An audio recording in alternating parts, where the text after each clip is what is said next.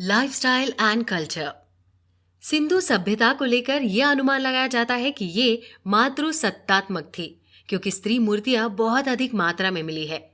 मूर्तियों से पता चलता है कि सिंधु सभ्यता के लोगों का पहनावा ऊपर चादर या शाल था। पुरुष दाढ़ी मूछ रखते थे और स्त्रियां केशों को संवारती थी। खुदाई में मिली हाथी दांत के कंघे और कांसे के दर्पण इसके प्रमाण हैं। राखी गढ़ी के खुदाई में कुछ साल पहले रिसर्चर्स को गहने बनाने वाली एक फैक्ट्री भी मिली थी। इस फैक्ट्री में महिलाओं के गहने, खास तौर पर चूड़ियां तैयार की जाती थी, जिससे ये भी पता चलता है कि उस समय की महिलाएं भी आज की तरह आभूषणों का शौक रखती थी, और ये आभूषण सोने, चांदी और तांबे के बने होते थे। हाँ, लेकिन सिंधु घाटी सभ्यता के लोग अंतिम संस्कार के समय कंकाल के साथ महंगी चीजें, आभूषण नहीं दफनाते थे, जिसका मतलब है कि इन लोगों के विचार मृत्यु को लेकर उस समय की दूसरी सभ्यताओं से अलग थे। क्योंकि अगर मेसोपोटामिया सभ्यता की बात करें तो वहां राजाओं को महंगे आभूषण, कलाकृतियों और बड़ी होर्डिंग्स के साथ दफना दिया जाता था। यहाँ पर एक खास बात यह भी है कि मेसोपोटामिया की सभ्यता में कई ऐसे कंकाल मिले जिनमें हड़प्पा सभ्यता के आभूषण थे। ऐसा माना जाता है कि मेसोपोटामिया के लोग उस समय हड़प्पा सभ्यता के गहनों को निर्यात करते थे। वहीं उस समय किस धर्म की पूजा होती थी इसका पता पूरी तरह नहीं चल पाया, जिसकी एक वजह यह है कि पूरी तरह विकसित होने के बावजूद भी इस सभ्यता में कहीं पर मंदिर, मस्जिद या फिर किसी और धर्म से जुड़ी स्पिरिचुअल प्लेसेस नहीं मिली।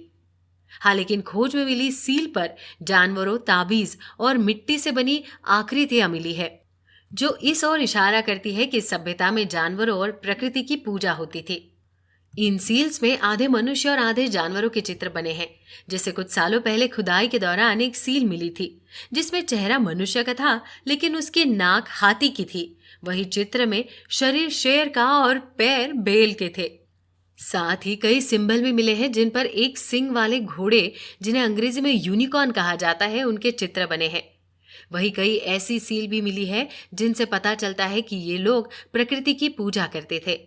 माने पेड़, पौधे, नदियां और जानवर इनके लिए भगवान के बराबर थे। साथ ही शहरों में बने बड़े बड़े सार्वजनिक स्नान घर, जिनके बारे में हम आपको पहले भी बता चुके हैं, उनसे पता चलता है कि इन लोगों की पूजा पाठ में पानी को पवित्र माना जाता था, जिसे आप आज के समय में गंगा घाट के स्नान से जोड़ सकते हैं। इतिहासकारों के मुताबिक हड़प्पा सभ्यता के लोगों के लिए कुबड़ वाले सांड सबसे अहम थे। वही वो पेड़ों की भी पूजा करते थे। इसके मोहनजोदड़ो की खुदाई में 3 सींग वाले चित्र की सील भी मिली है, जिसमें एक और हाथी, गेंडा और एक और बाघ बैठा है। वही नीचे एक भैंसा और पांव पर 2 हीर बैठे हैं। इस सील को कई इतिहासकार पशुपति से जोड़कर भी देखते हैं, जो हिंदुओं के एक पूजनीय भगवान है।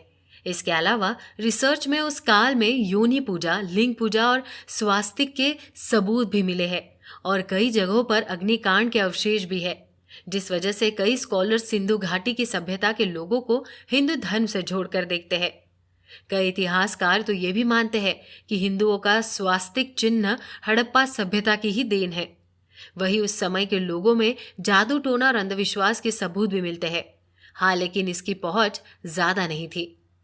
वही सिंधु सभ्यता से जुड़े अब तक 400 से ज्यादा अलग अलग सिंबल मिले हैं, जिनमें से कुछ सिंबल किसी खास शब्द का संकेत देते हैं, तो कुछ शब्द के एक से ज्यादा मतलब भी हो सकते हैं। हाँ, लेकिन क्योंकि सिंधु सभ्यता के लोगों की भाषा अभी तक डिकोड नहीं हुई है, इसलिए इनके मतलब को समझना जरा मुश्किल है। कई स्कॉलर्स की माने तो इन लेखों और सिंबल्स का संबंध द्रविड़ भाषा से हो सकता है। इसके अलावा पिछले सालों में हुई खोजों के बाद कई स्कॉलर्स इस बात का दावा भी करते हैं कि सिंधु घाटी सभ्यता और भारत की वैदिक सभ्यता ही है। ऐसा इसलिए क्योंकि अंग्रेजों की आर्यन इन्वेज थ्योरी पिछले सालों में रिसर्च के बाद गलत साबित हो चुकी थी, और स्कॉलर्स इस बात को मानते हैं कि आर्यन बाहर से नहीं आए थे और द्रविड़ और आर्यन इस सभ्यता का हिस्सा थे।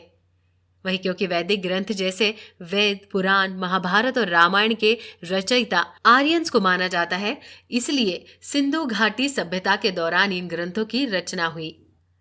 ऐसा इसलिए भी है क्योंकि महाभारत के खत्म होने का जो समय काल दिया जाता है वो प्रारंभिक हड़प्पा सभ्यता का है, जब हड़प्पा सभ्यता शहरीकरण यानी अर्बनाइजेशन की तरफ बढ़ रही थी।